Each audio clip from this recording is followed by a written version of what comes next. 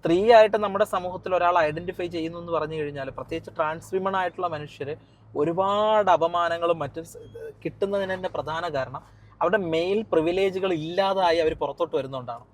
ഇപ്പോൾ അതിനൊരു trans men ആയിട്ടുള്ള മനുഷ്യർ അവരുടെ ജനന സമയത്ത് സ്ത്രീ ശരീരത്തിലാണല്ലോ അവർ ജനിക്കുന്നത്.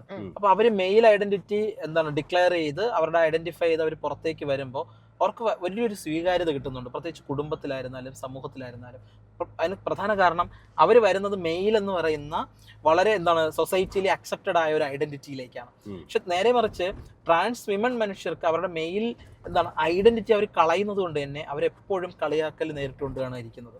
ഈ സേഫ്റ്റി കൺസേൺ എന്ന് പറയുന്നത് പലപ്പോഴും പ്രത്യേകിച്ച് കോടതികളിൽ അടക്കം ഈ ഒരു സാധനം വന്നിട്ടുണ്ട്.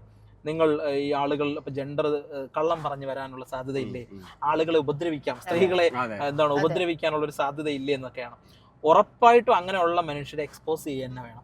അത് ആരാണെന്ന് നമ്മൾ കണ്ടെത്തി, എന്തായാലും അത് എല്ലാ ദിവസവും നമ്മുടെ ചുറ്റും നടന്നുകൊണ്ടിരിക്കാനൊന്നും സാധ്യതയില്ലല്ലോ. ഇങ്ങനെയുള്ള പോവേർഡ്സ് ആയിരുന്നാലും, അത് എക്സ്പ്ലോയിറ്റ് ചെയ്യാൻ നടക്കുന്ന ആളുകളായിരുന്നാലും, അത് ഇപ്പം മൊളസ്റ്റ് ചെയ്യാൻ നടക്കുന്ന ആളുകളായിരുന്നാലും, അവരെ കണ്ടുപിടിച്ച് കൃത്യമായിട്ട് നമ്മളത് എക്സ്പോസ് ചെയ്യുക, അല്ലെങ്കിൽ നിയമത്തിൻ്റെ വഴിയിലേക്ക് കൊണ്ടുവരിക എന്നത് ഒരു സാധ്യത അവിടെ ഉണ്ട്.